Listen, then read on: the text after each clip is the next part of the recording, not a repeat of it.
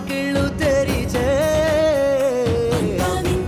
నిజమైతే ఇంత రుచిగా ఉంటుంది అంటే చూడే ముందున్న కథనే ఋతువులన్నీ పోతబోసి బ్రతుకు చీరనేచినట్టుగా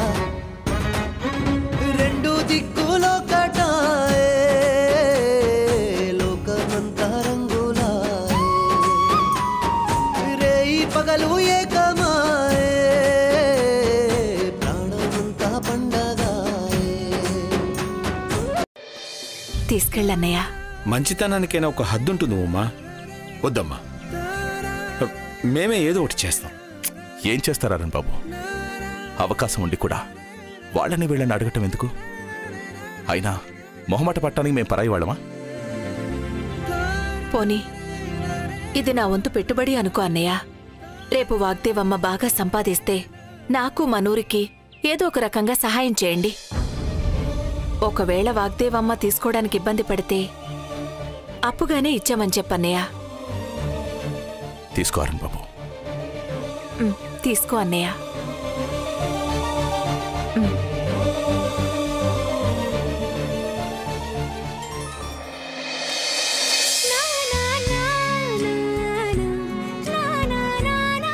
ఏంటిది? ఇది నా గుర్తు. ఎందుకు? మీరు ఊరెళ్ళిపోతున్నారు కదా, నా గుర్తుగా ఇది మీ దగ్గరే ఉంచుకోండి. ఓహో, అయితే దీన్ని చూసినప్పుడల్లా నువ్వు గుర్తుకొస్తావన్నమాట. అయితే సరే.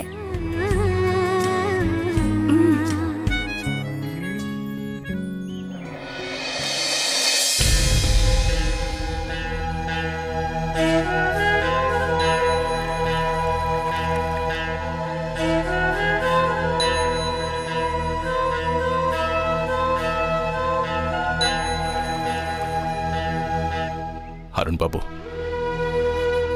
జాగ్రత్త. వెళ్ళాలని అనుకున్నాను గాని ఈ రకంగా వెళ్లాల్సి వస్తుందని అనుకోలేదు జగన్నాథం. ఏం చేస్తావన్నయ్య, పెద్దయ్యకి అంత కోపం వస్తుందని మేము అనుకోలేదు. ఇక్కడ పెద్దయ్యకి మేమెలాగోలా నచ్చ చెప్తాం. కానీ నువ్వు మాత్రం వాగ్దేవమ్మ కళ నిజమయ్యేలా చూడు. అదిగో పడవచ్చేసింది, వెళ్ళండి. వాగ్దేవమ్మ జాగ్రత్త. నువ్వు జాగ్రత్త, కడుపులో బిడ్డ జాగ్రత్త. సరస్వతిని స్కూల్కి పంపించటం మాత్రం మర్చిపోవద్దు. అలాగే వాగ్దేవమ్మ. సరస్వతి మాత రాదా? ఎందుకు రాదు? ముందు మీరు వెళ్తున్నారు కదా, తర్వాత సరస్వతి వస్తుంది. మీతో కలిసే చదువుకుంటుంది.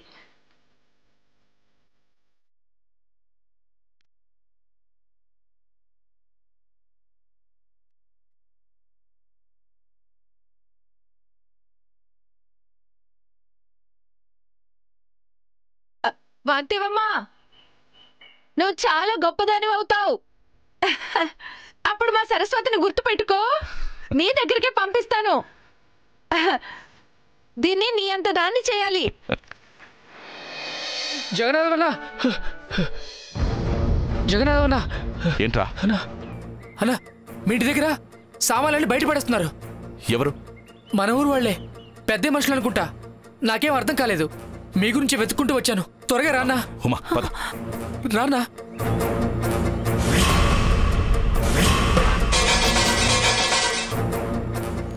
అయ్యో, ఏంటయ్యా? ఏంటయ్యా బాబు? ఏంటయ్యా? ఏంటయ్యా? వెళ్ళనివయ్యా. ఆపండి, ఆపండి. అరే ఏంటి దౌర్జన్యం? చెప్పేది మీకేనయ్యా, వదలండి. ఏంటయ్యా దౌర్జన్యం? వద్దు, ఆపండి. వదలండి, ఆపండి. చెప్పేది మీకే, ఆపండి. ఒరేయ్, సామాన్లు అలా విసిరేయకండి రా, మెల్లగా పెట్టండి. పాపం జగన్నాథం బాధపడతాడు. రామనాథం గారు, ఏంటి మీరు చేస్తున్న పని? ఎందుకు మా ఇంట్లో సామాన్లు బయట పడేస్తున్నారు? నా చేతుల్లో ఏముంది జగన్నాథం? అయ్యగారు పడేయమన్నారు, పడేస్తున్నాం. మీరు ఇల్లు కట్టుకోవడానికి అయ్యగారి దగ్గర తీసుకున్న అప్పు, ఇంకా కౌలు డబ్బులు ఎప్పటి నుంచో ఇవ్వట్లేదు కదా, అందుకే సామాన్లు బయటేసి ఇల్లు స్వాధీనం చేసుకోమన్నారు. లేదు, పెద్దయ్య గారు ఇలాంటి పని చేయరు. అది బిడ్డల్లా చూసుకునే మాకెందుకు అన్యాయం చేస్తారు? అక్కడ కన్నబిడ్డకే దిక్కులేదమ్మా. మీరు బిడ్డలాంటి వాళ్ళం అంటున్నారు. ఇక మీరెంత మేమెంత? లేదయ్యా, అయ్యగారు మాకింత అన్యాయం చేయరు. అయినా ఒక్క మాట చెప్పకుండా ఉన్నట్టుండి ఇలా ఇలా చేస్తారు. కొద్దిసేపు ఓపిక పట్టండి, నేను అయ్యగారితో మాట్లాడుస్తాను. అంతవరకు సామాన్లు బయట వేయకండి. మీకు దండం పెడతాను, మీకు దండం పెడతాను. ఏమండి, నేను వస్తానుండండి. సరస్సును చూసుకోమా, పదండి.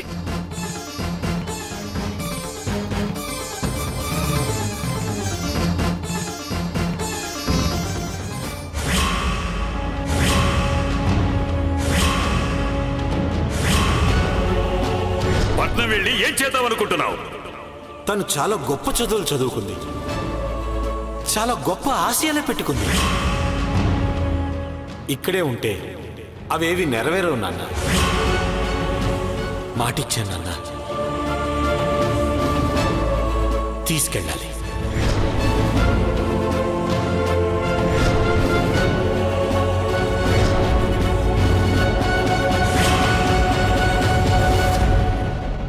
అయ్యగారున్నారా? లోపలున్నారు. రావుమా, రా.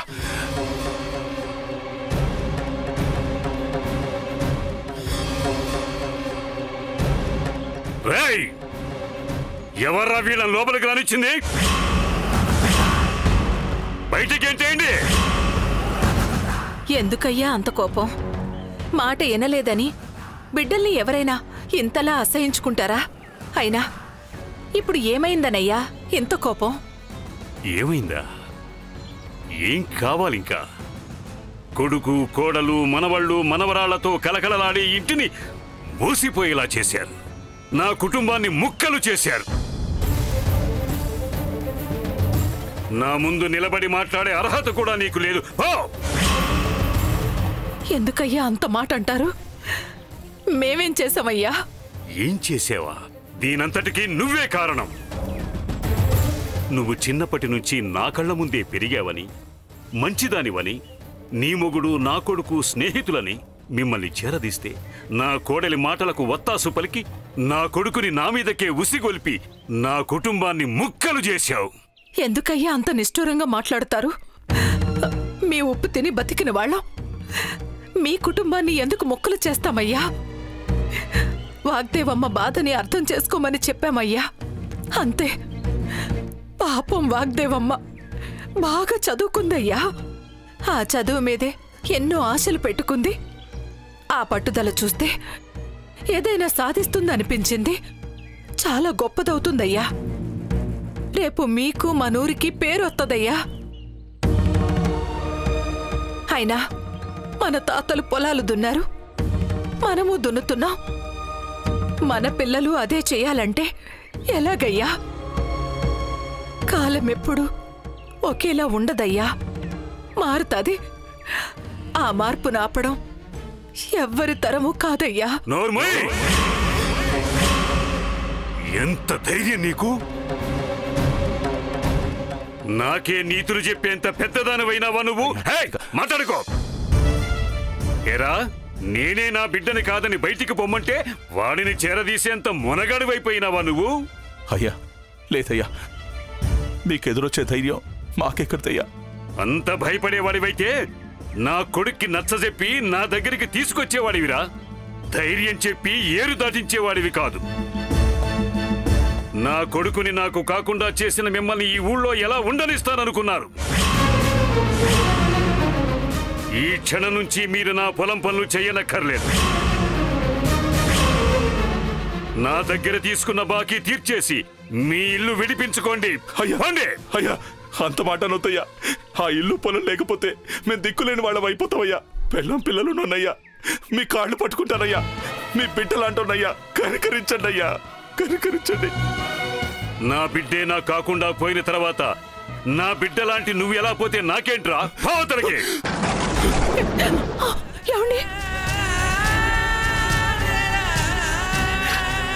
అయ్యా, ఇప్పుడు నా భార్య ఒట్టి మనిషి కూడా కాదయ్యా. ఉన్నట్టుండి పోమంటే ఎక్కడికి పోతావయ్యా?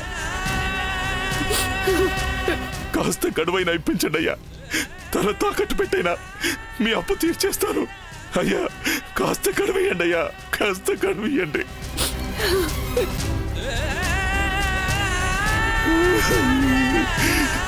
అయ్యా కాస్త కడివియండి అయ్యా, మమ్మల్ని క్షమించండి అయ్యా, క్షమించండి. ఏమండి ఏమండి వద్దండి, ఏమండి లేవండి, వద్దండి లేవండి. మనమేం మాట్లాడినా అయ్యగారి కోపం పెరుగుతుందే తప్ప కనికరించరు. మాకేదన్నా కష్టం వస్తే మీరే దేవుడు అనుకుని మీతోనే చెప్పుకునే వాళ్ళమయ్యా.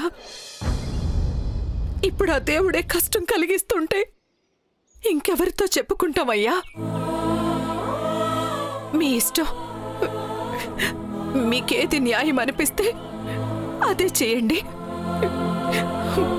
మా తలరాత ఎలా ఉంటే అలాగే జరుగుతుంది. అయినా ఎక్కడైనా తప్పు చేసిన వాళ్ళకి శిక్ష ఉంటుందయ్యా, కానీ సహాయం చేసిన వాళ్ళకి కూడా శిక్ష ఉంటుందంటే ఈ లోకంలో ఏ మనిషికి సహాయం పుట్టదయ్యా. నేనేమైనా తప్పుగా మాట్లాడి మీ మనసుకి బాధ కలిగించుంటే క్షమించండి.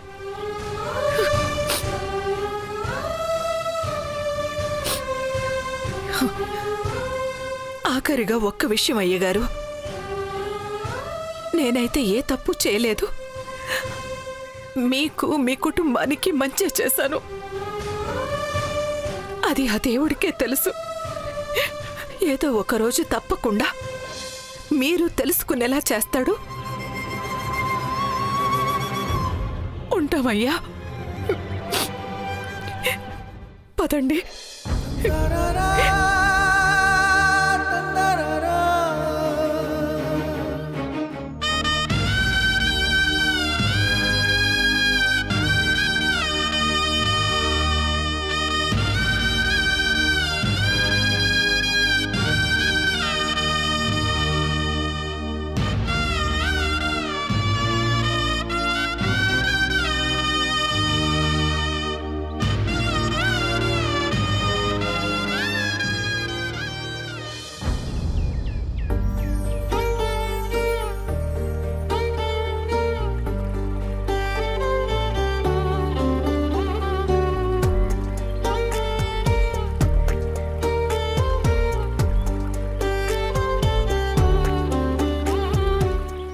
పీల్చే గాలి ఈ రోజేదో కొత్త స్వేచ్ఛనిస్తోంది.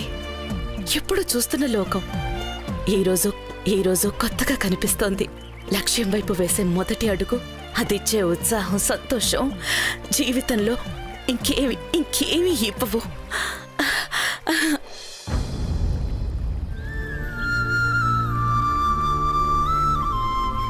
ఇంత దూరం వచ్చినా మీరింకా అక్కడే ఉన్నట్టున్నారు. కొన్ని బంధాలని అనుబంధాలని వదిలి రావడం అంత సులువు కాదు వాగ్దేవి. వదిలేమనేమీ చెప్పడం లేదే. వాటినే పట్టు కూర్చుంటే ముందుకి వెళ్ళలేమని చెప్తున్నాను. నేను సాధించబోయే విజయాల మీద నమ్మకం ఉంచండి. మన పిల్లల భవిష్యత్తు గురించి ఆలోచించండి. అప్పుడు వదిలిపోయేది ఏది బాధని మిగల్చదు, జ్ఞాపకంలా ఉంటుంది. ఎందుకు నవ్వుతున్నారు? ఏం లేదు, ఉమా కూడా అచ్చం ఇలాగే చెప్పి ఇవి నీకిమ్మంది. ఏంటండి ఇది? పెట్టుబడి.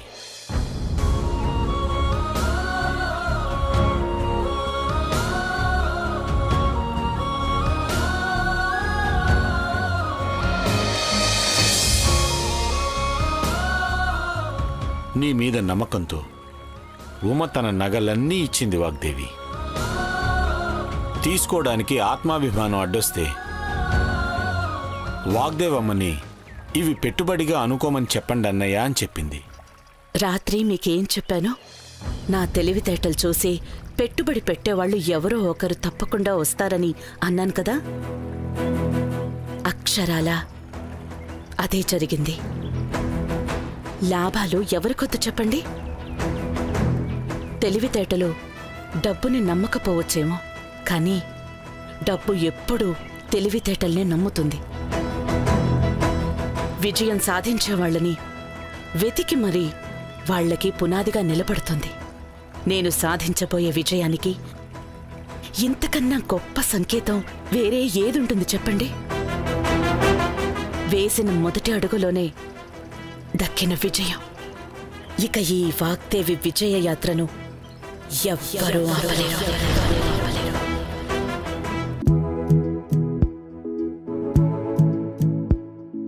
సరిగా పడని ఇప్పుడే తొలి అడుగు సుడిలో పడవై ఎప్పుడు తడబడకు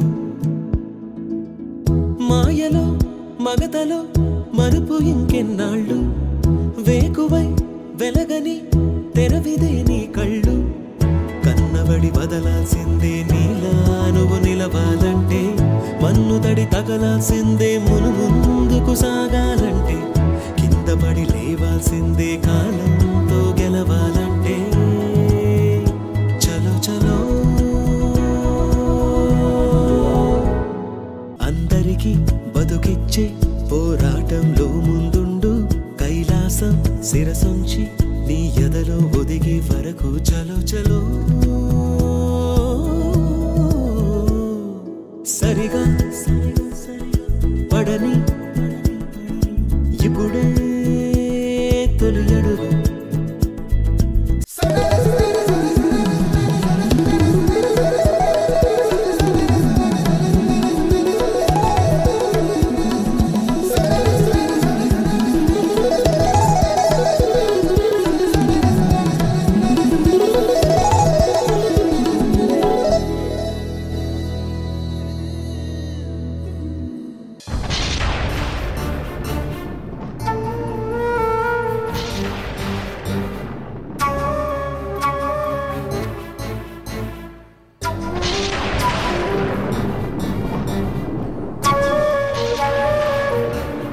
ఈ 2 రోజుల్లో ఇది 4వ కళ్ళు తిరిగి పడిపోవడం అమ్మా.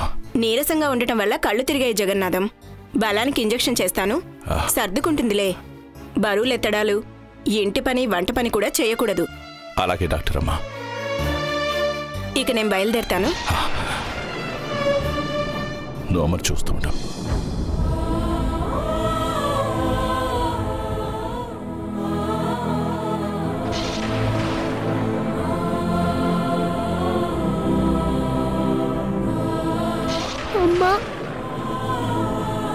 తల్లికి బిడ్డకు ఏ ప్రమాదం లేదు కదమ్మా.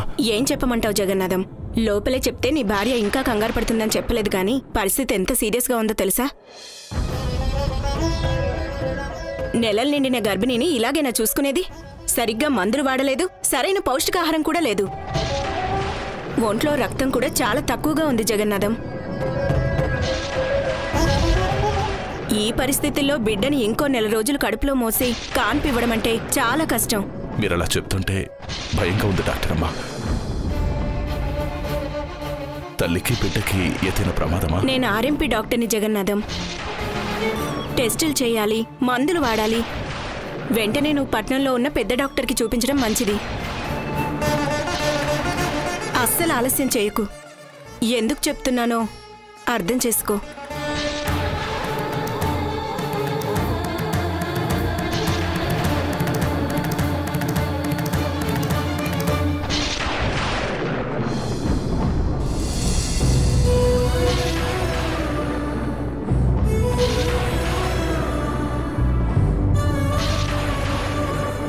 అమ్మా